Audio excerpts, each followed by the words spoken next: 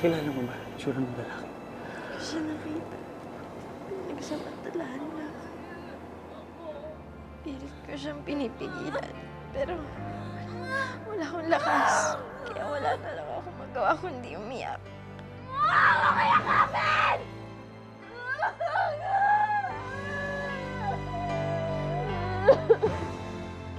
Parang hindi na kayo safe na tumira rito. Baka anytime, punta kayo ng mga press dito. O di kaya balikan ka nung na-rape sila. Maduming babae ang si Melissa. At hindi siya nababagay sa uni ko, iho ko! Magbalot kayo. Saan kami pupunta? Sasama na kayo sa No way! Over my dead, beautiful body! Hinahabol daw ng mga press at chismosa si Melissa. Dito mo na sila titira. Hindi ako papayag. Gawin mo ito para sa kanya. Ito ang gusto ng anak mo. Suportahan mo na lang. Hindi kita iiwanan. Walang magbabago sa atin. Dahil ikaw lang babaeng minamahal ko. At ikaw lang din ang babaeng magdadala sa mga magiging anak ko. Talaga palang tuloy ang kasal ng bruhang babaeng yan sa anak ko. If I could only do something. Kailangan matuloy ang kasal na yun. Hindi pwedeng mapigilan yung kasal niya. Anak, napapano ka? Melissa! Melissa!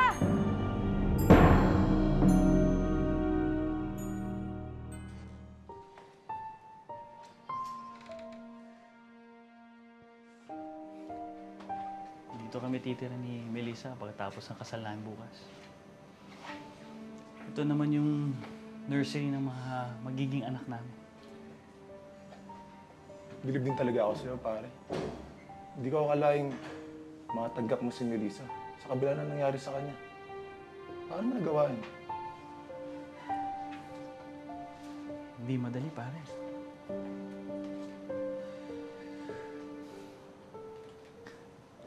Iningatan ko si Melissa na parang pabasaging porselana. Tapos bababuhin lang ng taong hindi namin kilala kung sino. Alam mo, minsan, naiisip ko na yung mga images ng pinagdadaanan ni Melissa. Nagkagalit ako eh.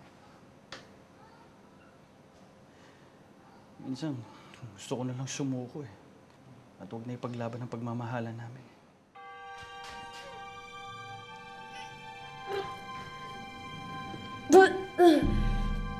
Anak, ano bang nangyayari sa'yo at sa mga biglang tiyan mo?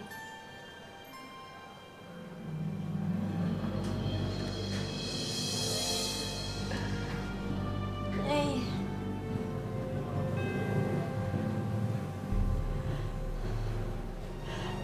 Dalawang buwan na po akong hindi dinadatnan.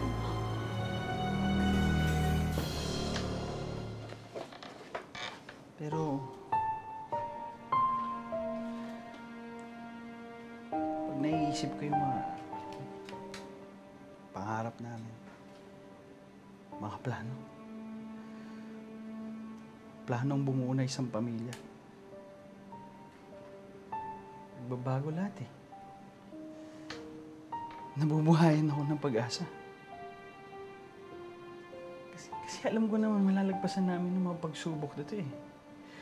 Kapag nakabuo kami ng sarili naming pamilya.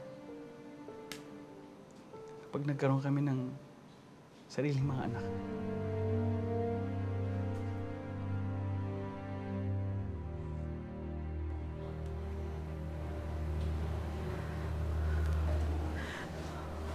Ano? Ay, natatakot po ako.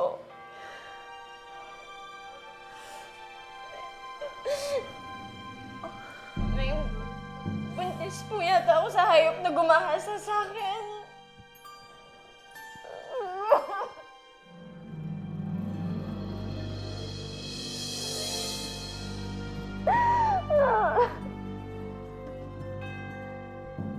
Alam mo, babago naman talaga lahat kapag nagkaanak na kami. Yun lang naman ang pinapangarap namin noon pa. Ang bumuo na isang pamilya. Mangyayari din yun, pare. Magkakanak din kayo ni Melissa. Teka, pare, sino ba itong mga batang to? Yan ang magiging anak namin ni Melissa. Ito yung mga pictures na pinagawa mo sa States. mula sa isang web company. Oo, Yung base inyo ni Melissa. exactly. Cute mo. Oo naman, pare. Cute.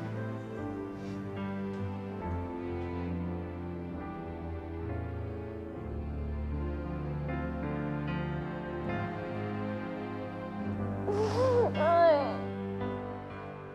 Ayoko. Na hindi ko po ito matatanggap. Ayoko dali yung anak ng demonyo ngayon. Ayoko.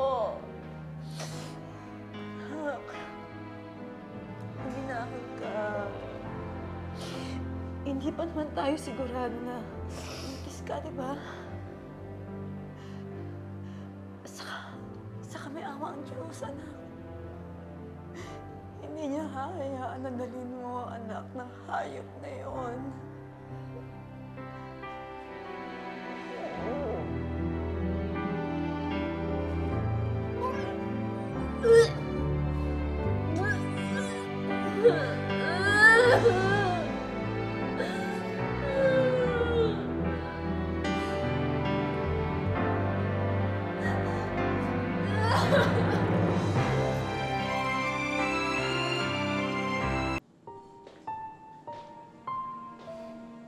Kahit titigan mo yung buong maghapon, hindi pa rin magbabago ang katotohanang bukas na ang kasal ni Roberto at Melissa.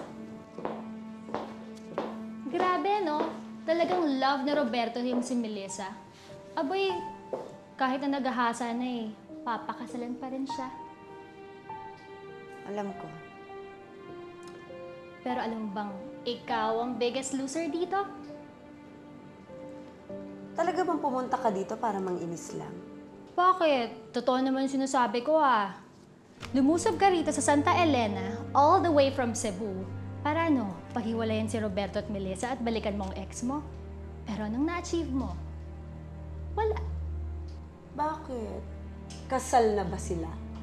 Hindi pa naman Sus, asa ka pang may magagawa ka. Hanggat hindi pa sila kasal, may pag-asa pa rin ako, Sheila. Alam mo namang hindi ako quitter.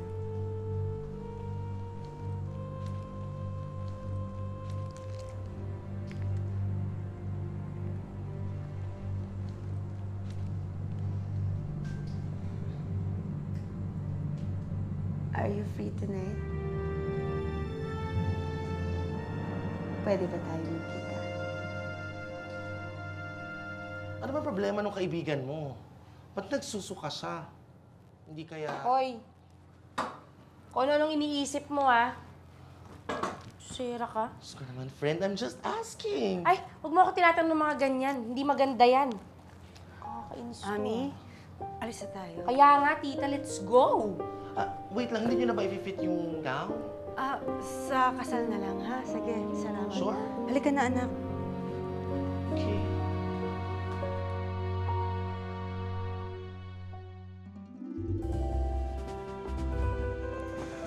Rebecca. So glad to see you. Bakit mo naman naisipang papuntahin ako rito? Hindi kasi kita makausap sa bahay mo, kaya naglakas loob akong tawagan ka. Problema ba? You want the truth? Of course. Everyone wants to know the truth. Kaya gusto kita makausap ay para pigilan ka na pakasalan mo si Melissa. Para sabihin sa'yo na hindi siya bagay sa'yo. Na ako ang bagay sa'yo. Na ako dapat ang pinapakasalan mo. At hindi si Melissa.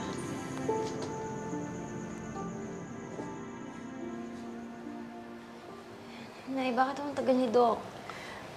Sandali lang siguro yun. Pabalik na yun. Maghintay lang tayo. Alam mo, Melissa, huwag ka mag-alala. Hindi ka buntis, kabag lang yan. Sana nga, Ami. Nay, ayokong dalhin sa sinapupunan ko yung anak ng demonyong rapist ko. Huwag ka mag-alala. Hindi ka buntis. Hindi.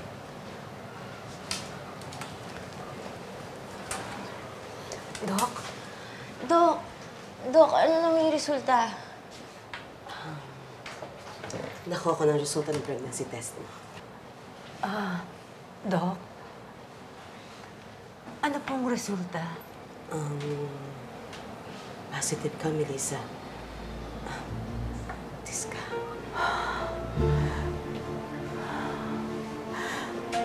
Hindi.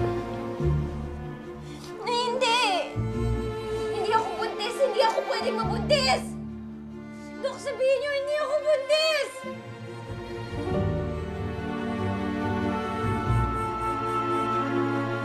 Sigurado ho ba kayo? Oo, Mrs. 2 beses ko nang pinaulit yung test para makasigurado. At buntis nga si Melissa.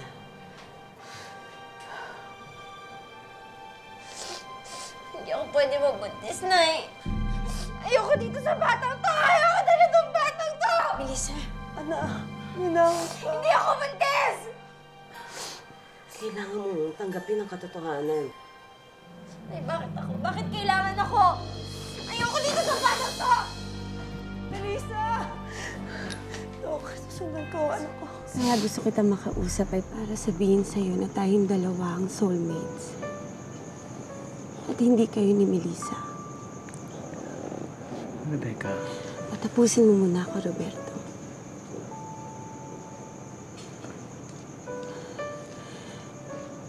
Kaya papunta dito kung ano-ano ang pinaplano ko. Kung paano kayo sisirain ni Melissa. Kung paano magmamakaawa sa'yo na ako ang piliin mo at huwag siya. Kung paano ka magiging akin.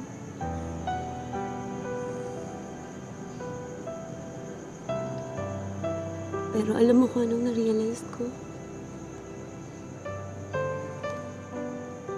Na-realize ko na wala nang makakapagpabago ng utak ko.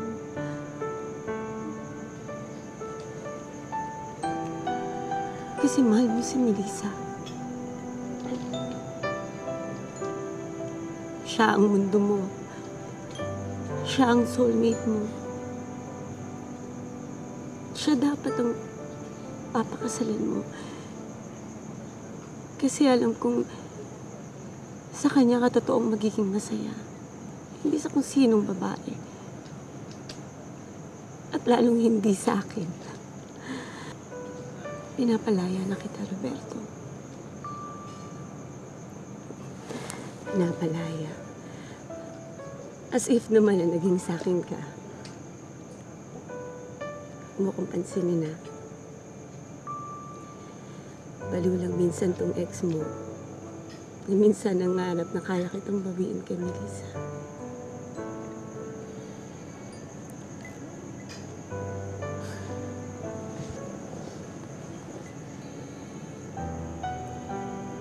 thank you.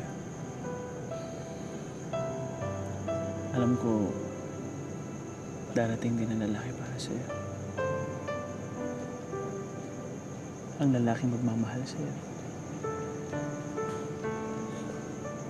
The love that you deserve to have.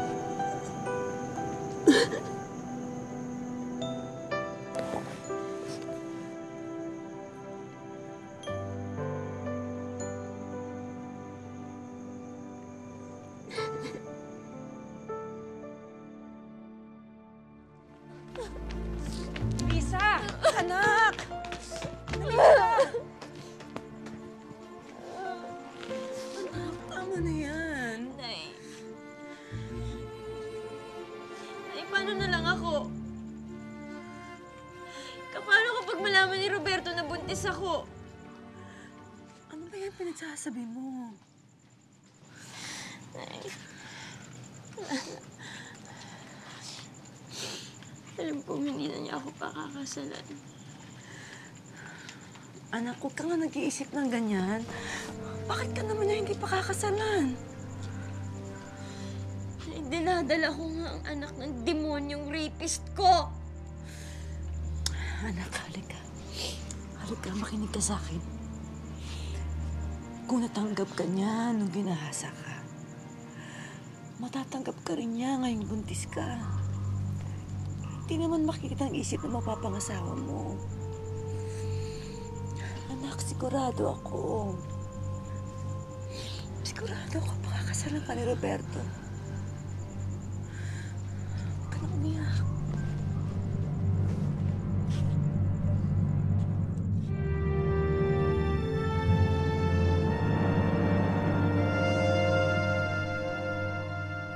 Oo naman, pare. Oo, tuloy-tuloy ang kasal ko bukas. Huwag kang mawawala doon, ha? O, sige, kita-kita tayo. Okay. Nay, amor? Roberto, May problema po ba? halika muna sandali.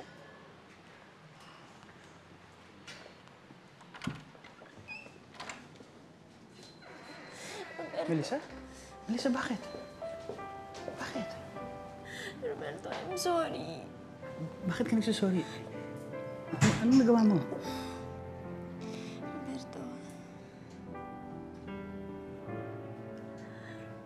Patawarin mo ako. Maniwala ka sa akin. Hindi ko to plinano. Hindi kita maintindihan. Ano pang problema? Buntis ako.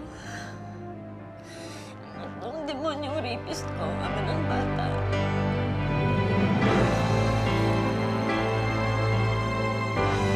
Roberto, patawarin mo ako.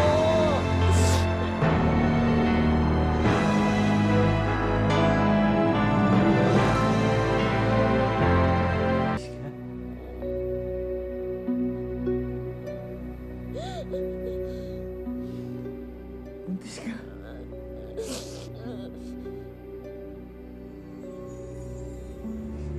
Roberto, please. Please, huwag mo kayo walang, please. Please, Roberto. Please. Please. Roberto! Roberto!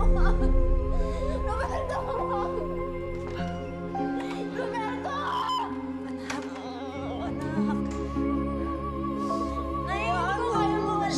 Hindi ko kaya mawala siya sa akin. Hayaan mo na muna siya mag-isip. Hayaan mo muna siya mag-isa. Nay, hindi ko kaya mawala sa akin si Roberto. Siya na lang ang makakatanggap sa akin. Ano pinagsasabi mo? Hindi yan totoo. Nay, marami na akong babae. Binaboy na nila ako. Wala na talaga makakatanggap sa akin kung hindi si Roberto. Anak, huwag kang magsalita ng ganyan.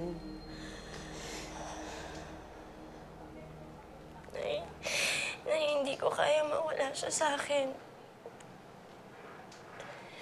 Siya na lang ang tanging pag-asa ko.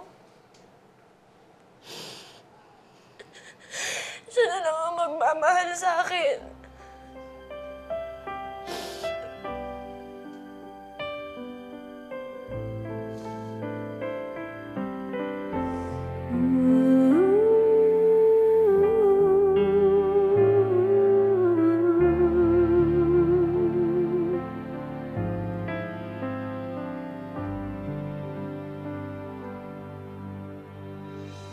Tell me her name, I want to know the way she looks and where we go. Ikaw ang mahal ko ngayon. At ikaw ang gusto kong makasama habang buhay. At ang magiging mga anak natin. Kapag nabuo na ang pamilya natin, wala na akong hihilingin pa sa Diyos. Dahil yun lang ang pangarap ko, Melissa. Ang magkaroon ng pamilya kasama mo. Ako din, Roberto. Yan lang din ang pangarap ko. All these years, who lays with you at night when I'm here. Maniwala ka sa akin. Hindi ko to plinano. Patawarin mo ako. Buntis ako. Ang demonyong rapist ko, ama ng bata.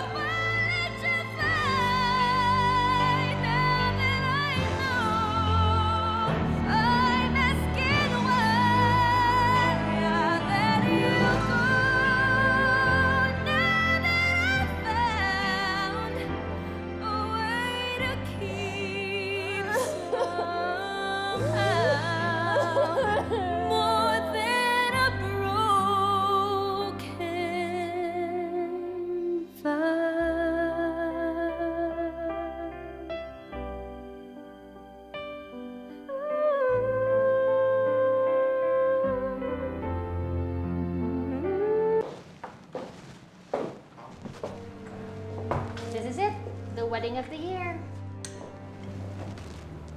Pero talagang gusto mong pumunta sa kasalan na yon? Bakit naman hindi? Masasaktan ka lang. Sa maniwala ka o sa hindi, tanggap ko na ang pagkatalo ko kay Melissa. Ganun lang naman yan kasimple. Masaya ako para sa kanya. Kasi, alam kong mamahalin siya ni Roberto. Pagmamahal na hindi kayang ibigay sa akin ni Roberto.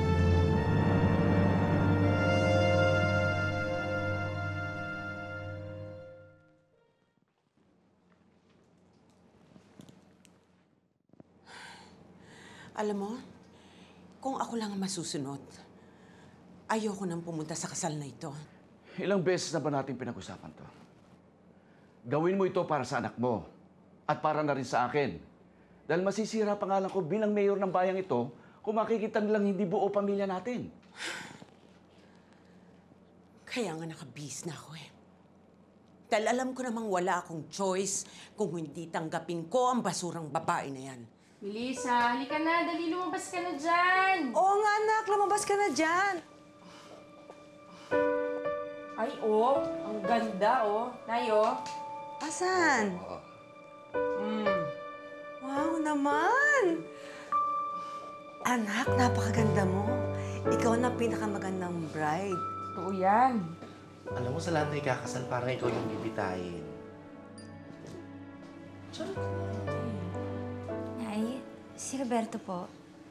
Tinatawagan ko siya sa cellphone niya. Hindi ko pa siya makontak.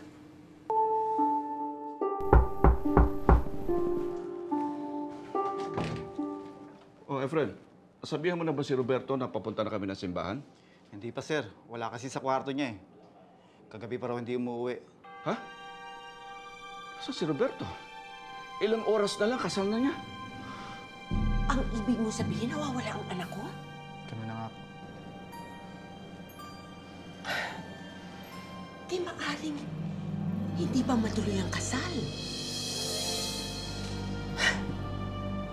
Mabuti nga.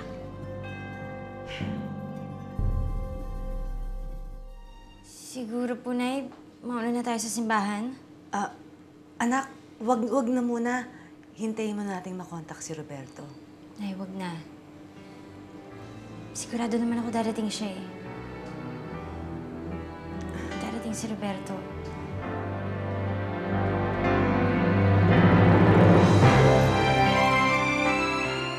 Tuloy na ngayon ang kasalan ni na Konsehal Roberto Sebastian at ang kanyang magandang nobya na si Melissa. Wala pa ba si Roberto? Wala pa rin mo eh. Hindi ko siya matawagan. Kahit si Rico nawawala rin. Siguro hindi na niya ako sisiputin. Ayaw na niya ako maging asawa. Roberto! Tuloy ang kasal. Wala dyan yung Prince Charming mo. Halika na, dali! Salamat po. Sabi ko naman sa'yo, anak eh. Darating si Roberto. Roberto, bukal ba sa iyong loob ang iyong pagparito upang makaisang dibdib si Melissa na iyong pagkamamahalin at paglilingkuran habang buhay? Roberto,